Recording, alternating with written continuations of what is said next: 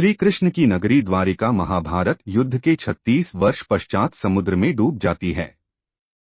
द्वारिका के समुद्र में डूबने से पूर्व श्री कृष्ण सहित सारे यदुवंशी भी मारे जाते हैं। समस्त यदुवंशियों के मारे जाने और द्वारिका के समुद्र में विलीन होने के पीछे मुख्य रूप से दो घटनाएं जिम्मेदार है। एक माता गांधारी द्वारा श्री कृष्ण को दिया गया श्राप और दूसरा ऋषियों द्वारा श्री कृष्ण पुत्र सांब को दिया गया श्राप। आइए इस घटना पर विस्तार से जानते हैं। महाभारत युद्ध की समाप्ति के बाद जब युधिष्ठिर का राजतिलक हो रहा था, तब कौरवों की माता गांधारी ने महाभारत युद्ध के लिए श्री कृष्ण को दोषी ठहराते हुए श्राप दिया कि जिस प्रकार कौरवों के वंश का नाश हुआ है, ठीक उसी प्रकार यदुवंश का भी नाश होगा। महाभारत युद्ध के बाद जब 36वां वर्ष आरंभ हुआ तो तरह तरह के अपशकुन होने लगे। एक दिन महर्षि विश्वामित्र, कण्व, देवर्षि नारद आदि द्वारका गए। वहां यादव कुल के कुछ नवयुवकों ने उनके साथ मजाक करने का सोचा। वे श्रीकृष्ण के पुत्र सांब को स्त्री वेश में ऋषियों के पास ले गए और कहा कि ये स्त्री गर्भवती है, इसके गर्भ से क्या उत्पन्न होगा। ऋषियों ने जब देखा कि ये युवक हमारा अपमान कर रहे हैं, तो क्रोधित होकर उन्होंने श्राप दिया कि श्रीकृष्ण का यह पुत्र वृष्णि और अंधकवंशी पुरुषों का नाश करने के लिए एक लोहे का मूसल उत्पन्न करेगा, जिसके द्वारा तुम जैसे क्रूर और क्रोधी लोग अपने समस्त कुल का संहार करोगे। उस मूसल के प्रभाव से केवल श्रीकृष्ण व बलराम ही बच पाएंगे। श्रीकृष्ण को जब यह बात पता चली तो उन्होंने कहा कि ये बात अवश्य सत्य होगी। मुनियों के श्राप के प्रभाव से दूसरे दिन ही सांब ने मूसल उत्पन्न किया। जब यह बात राजा उग्रसेन को पता चली तो उन्होंने उस मूसल को चुराकर समुद्र में डलवा दिया। इसके बाद राजा उग्रसेन व श्रीकृष्ण ने नगर में घोषणा करवा दी कि आज से कोई भी वृष्णि व अंधकवंशी अपने घर में मदिरा तैयार नहीं करेगा। जो भी व्यक्ति छिपकर मदिरा तैयार करेगा, उसे मृत्युदंड दिया जाएगा। घोषणा सुनकर द्वारकावासियों ने मदिरा नहीं बनाने का निश्चय किया। इसके बाद द्वारका में भयंकर अपशकुन होने लगे। प्रतिदिन आंधी चलने लगी। चूहे इतने बढ़ गए कि मार्गों पर मनुष्यों से ज्यादा दिखाई देने लगे। वे रात में सोए हुए मनुष्यों के बाल और नाखून कुतरकर खा जाया करते थे। सारस उल्लुओं की और बकरे गीदड़ों की आवाज निकालने लगे। गायों के पेट से गधे, कुत्तियों से बिलाव और नेवलियों के गर्भ से चूहे पैदा होने लगे। उस समय यदुवंशियों को पाप करते शर्म नहीं आती थी। जब श्रीकृष्ण ने नगर में होते इन अपशकुनों को देखा तो उन्होंने सोचा कि कौरवों की माता गांधारी का श्राप सत्य होने का समय आ गया है। इन अपशकुनों को देखकर तथा पक्ष के 13वें दिन अमावस्या का संयोग जानकर श्रीकृष्ण काल की अवस्था पर विचार करने लगे। उन्होंने देखा कि इस समय वैसा ही योग बन रहा है जैसा महाभारत के युद्ध के समय बना था। गांधारी के श्राप को सत्य करने के उद्देश्य से श्रीकृष्ण ने यदुवंशियों को तीर्थयात्रा करने की आज्ञा दी। श्रीकृष्ण की आज्ञा से सभी राजवंशी समुद्र के तट पर प्रभास तीर्थ आकर निवास करने लगे। प्रभास तीर्थ में रहते हुए एक दिन जब अंधक व वृष्णि वंशी आपस में बात कर रहे थे, तभी सात्यकी ने आवेश में आकर कृतवर्मा का उपहास और अनादर कर दिया। कृतवर्मा ने भी कुछ ऐसे शब्द कहे कि सात्यकी को क्रोध आ गया और उसने कृतवर्मा का वध कर दिया। यह देख अंधकवंशियों ने सात्यकी को घेर लिया और हमला कर दिया।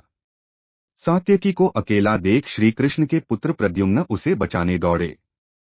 सात्यकी और प्रद्युम्न अकेले ही अंधकवंशियों से भिड़ गए, परंतु संख्या में अधिक होने के कारण वे अंधकवंशियों को पराजित नहीं कर पाए और अंत में उनके हाथों मारे गए।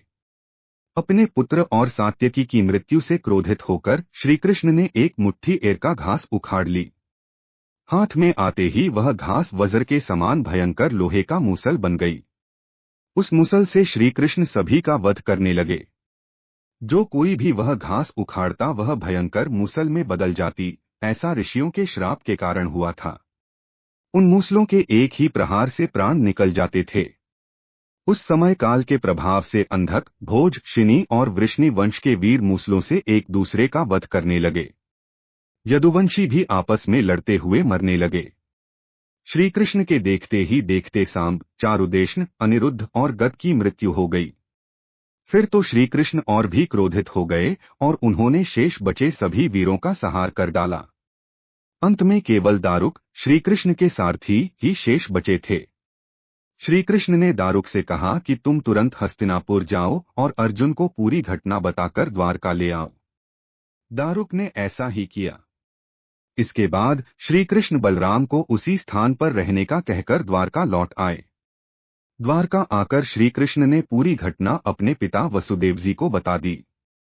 यदुवंशियों के संहार की बात जानकर उन्हें भी बहुत दुख हुआ। श्री कृष्ण ने वसुदेव जी से कहा कि आप अर्जुन के आने तक स्त्रियों की रक्षा करें। इस समय बलराम जी वन में मेरी प्रतीक्षा कर रहे हैं, मैं उनसे मिलने जा रहा हूं। जब श्री कृष्ण ने नगर में स्त्रियों का विलाप सुना तो उन्हें सांत्वना देते हुए कहा कि शीघ्र ही अर्जुन द्वारका आने वाले हैं, वे ही तुम्हारी रक्षा करेंगे। ये कहकर श्री कृष्ण बलराम से मिलने चल पड़े। वन में जाकर श्री कृष्ण ने देखा कि बलराम जी समाधि में लीन हैं। देखते ही देखते उनके मुख से सफेद रंग का बहुत बड़ा सांप निकला और समुद्र की ओर चला गया। उस सांप के हजारों मस्तक थे। समुद्र ने स्वयं प्रकट होकर भगवान शेषनाग का स्वागत किया।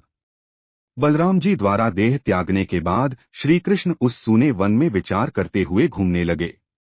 घूमते घूमते वे एक स्थान पर बैठ गए और गांधारी द्वारा दिए गए श्राप के बारे में विचार करने लगे।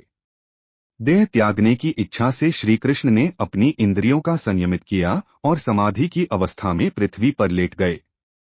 जिस समय भगवान श्री कृष्ण समाधि में लीन थे, उसी समय जरा नाम का एक शिकारी हिरणों का शिकार करने के उद्देश्य से वहां आ गया।